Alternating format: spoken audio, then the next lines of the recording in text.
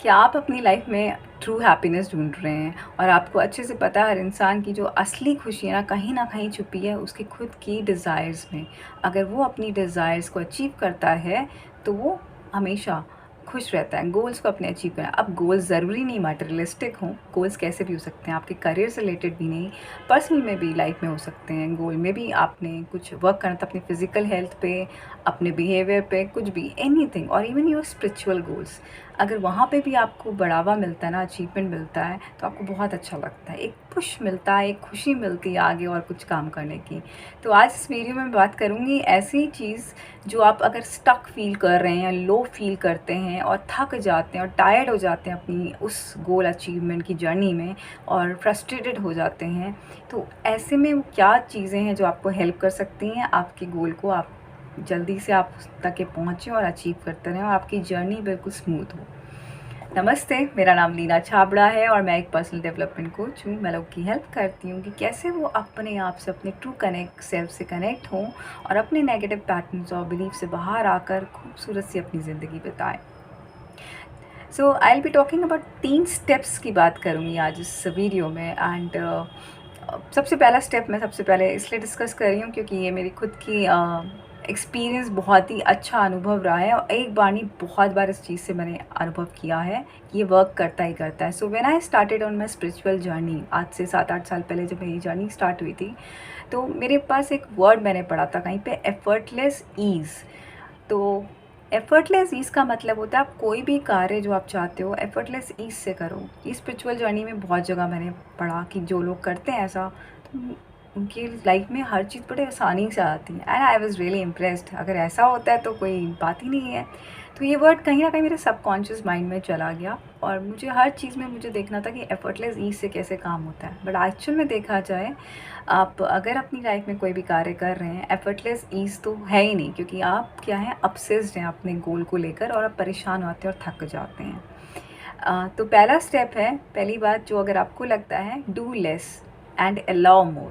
That's what I would suggest to you people. The first step in your journey to your achievement of your goals is काम करें, do less and allow मोर। इसका मतलब ये नहीं कार्य आपके कम हो जाएंगे, आप काम तो करोगे but in a state of alloying. Alloying मतलब आप वो जो गाइडेंस है, वो जो कनेक्शन है जो आपको गाइडेंस देता है और आपको हंचेस, आपको एक फीलिंग सी आती है या एक कुछ आइडियाज़ जो आते हैं आपकी क्रिएटिविटी से, आप क्रिएट करने लगते हैं चीज़ों को और आगे बढ़ने लगते हैं। वो आइडियाज़, जब वो आइडियाज़ पे आप काम करते हैं, कभी भी टायरिंग आपकी जर्नी नहीं होती ना, उसमें एंग्जाइटी आती है, बिकॉज आप एक फ़्लो पे चल रहे होते हैं। तो जो लोग कहते हैं ना, the more we do the more we succeed, उसमें कई बार ये गलत हो जाता है। मेरे केस में ऐसा कभी भी नहीं हुआ। जितनी बार अगर जिस गोल को पाने की इच्छा रखी, अगर उसमें ज़्यादा पुश करा अपने आप को, ऑब्सेशन होता है उसमें, तो उतना ही एंग्जाइटी, फ्रस्ट्रेशन आया।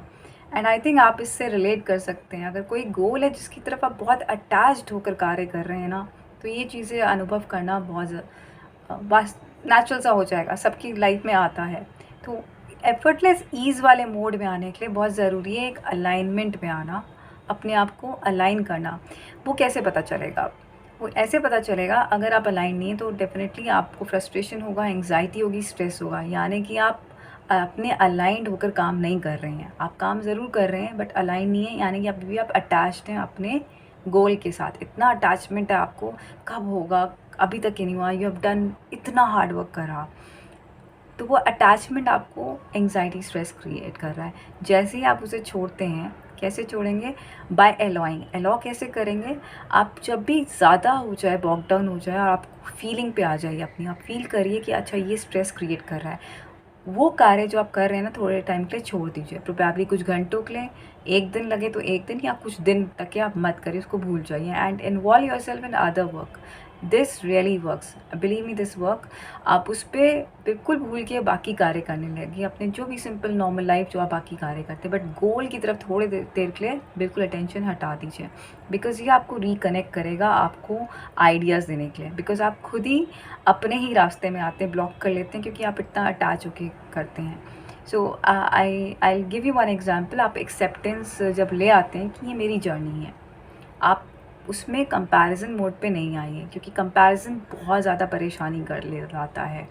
आपके साथ जो लोग थे, आपसे छोटे थे, आपसे बड़े थे, बाद में चले थे, वो सब आगे कर रहे हैं, आप ही नहीं कर पा रहे। इट्स ओके, हर किसी की अपनी जर्नी होती है। The more you get into the present moment, आप वापस आइए अपने प्रेजेंट मोमेंट में और देखिए आपकी एंग्जाइटी वाली फीलिंग है, यानी कि आपको पता है आप एफर्टलेस ईज से तो कार्य नहीं कर रहे हैं, तो आप अलाउ करना स्टार्ट कर दीजिए, लीव इट एंड आइडियाज़ अपने आप देखेंगे। एक दिन बाद आपको एकदम से स्ट्राइक कर जाए कुछ आइडिया, या 2 दिन बाद आ जाएगा, मे बी इतना ब्यूटीफुल सा आइडिया आएगा कि आप इंस्पायर्ड होके काम करेंगे। So always work from inspiration, nothing else you have to work from. Inspiration is the only word, याद रखिएगा। जब आप इंस्पिरेशन से वर्क करते हैं ना, तो कोई स्ट्रेस नहीं आता आपकी लाइफ में, और आप काम भी कर रहे होते हैं, you are working in ease. So आप हार्ड वर्क कर नहीं रहे होते हैं, आप आराम से काम कर रहे होते हैं। आपका वर्क भी ज़्यादा प्रोडक्टिव होता है, आप घंटों भी ज़्यादा लगा देते हैं, बट आप टायर्ड नहीं फील करते। That is what I believe is effortless ease to me and it always worked.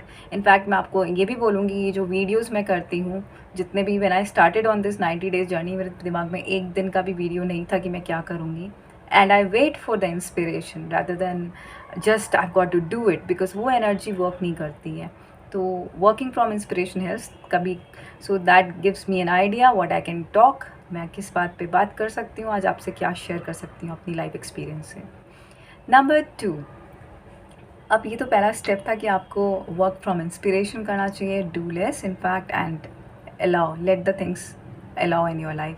Number 2, आप याद रखिएगा, जब भी आप ऐसी सिचुएशंस में होते हैं, जब लेट गो भी कर दिया आपने थोड़े टाइम के लिए, ask for guidance, ask for help. कोई भी इसमें बुराई नहीं है। हमें लगता है कि हम अपने कार्य खुद करें, why should we seek help, हमारे पास एक ऐसा पैटर्न होता है, या हम सोचेंगे अगर मैं नहीं कर सकता हूँ तो मेरे लिए दूसरा कैसे करेगा, मेरे लिए I should not do that thing. तो ये कुछ बिलीव सिस्टम्स हैं, या फिर मेरे पास रिसोर्सेज नहीं है इसलिए मेरा काम नहीं हो रहा है, या मेरे पास मनी नहीं है इन्वेस्ट करने के लिए इससे मेरा कार्य नहीं हो रहा है। कुछ भी बिलीव पैटर्न अगर आपको आज रोक रहा है, anything, any talk which you have आपके दिमाग में अगर है, तो उसको, इस पैटर्न की वजह से आप ब्लॉक्ड हैं। क्योंकि अगर आप आस्क करेंगे, किसी से पूछेंगे ना, तो बहुत हेल्प मिलती है।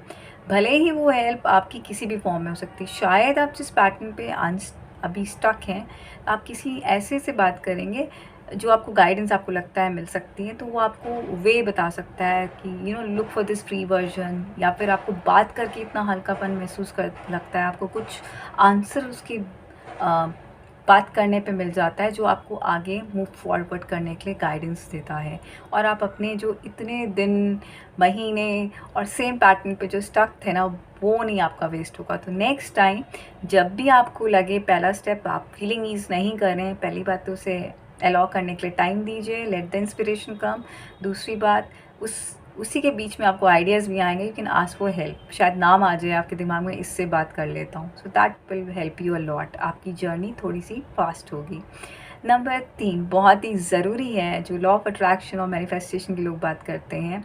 अगर आपके अंदर एक बीज बोया गया है, कोई डिज़ायर है, तो याद रखिएगा आपका पूरा सपोर्ट पूरी यूनिवर्स करती है। ये एक्चुअल में है, अगर आप फोकस करके चल रहे हैं तो उसके लिए ज़रूरी है उस फ्लो को बनाए रखने के लिए हमेशा खुश रहिए। Try to be happy in this journey. Why? Because अगर आप खुश नहीं हैं, फिर से वो पहला पॉइंट है, आप अपनी ईज पे नहीं हैं। खुश रहिए, पता है the things are on its way. ये बोलिए अपने आप से, जो भी चीज़ मुझे चाहता हूँ इज़ ऑन इट्स वे, आ रही है मेरी ज़िंदगी में। ये सोच के खुश रहिए, एंजॉय करिए लाइफ को, take it easy. Life is a journey, comparison mode पे नहीं रहना है, खुश रहना है अपने आप में। आप अपनी लाइफ से हमेशा अपने आप को कंपेयर करेगा कि आप कितने पीछे थे और आज जहाँ आप आ गए हैं बहुत ज़्यादा खूबसूरती से, बहुत अच्छी जगह आए हैं। तो आगे भी प्रोग्रेस ही होगा, पीछे जाने का तो नाम नहीं होगा। क्योंकि अगर आपके अंदर फेथ है, तभी आप ऐसे वीडियोस पे आते हैं, आप लर्निंग सीख रहे हैं, आप कुछ अच्छा करना चाहते हैं अपनी ज़िंदगी में। ये फेथ है जो आपको आगे बढ़ाता जा रहा है। तो इट्स ओके, फेजेस आते हैं लाइफ में, कभी अप्स एंड कभी डाउन्स, बट उन लो मोमेंट्स में कैसे अपने आप को ट्रैक पे रखना है, बाय फॉलोइंग दीज 3 स्टेप्स। तो पहला स्टेप है, late do less and allow more. That is work from inspiration. Always work from inspiration. Number 2, you can always ask for help. And number 3, be happy in your life. The more fun and be happy के लिए भी ज़रूरी है, आप आधा घंटा तो ज़रूर निकालें. Do whatever brings happiness in your life. Music सुने, whatever you feel like, dance करना आपको पसंद है, जो भी चीज़ आपको पसंद है, forget about the life what is happening around your work and everything. उस सबको भूल के सिर्फ अपनी खुशी के लिए आधा घंटा ज़रूर निकालें एवरी डे. आई होप आपको ये वीडियो पसंद आया, एंड अगर आपको इस वीडियो से वैल्यू मिल रही है हमारे इन सीरीज़ से, then please do not forget to subscribe. इस चैनल को सब्सक्राइब करें, साथ ही साथ दूसरे लोगों के साथ शेयर करें और कमेंट करना बिल्कुल भी नहीं भूलें. So will see you again. Till then smile. It's a simple life.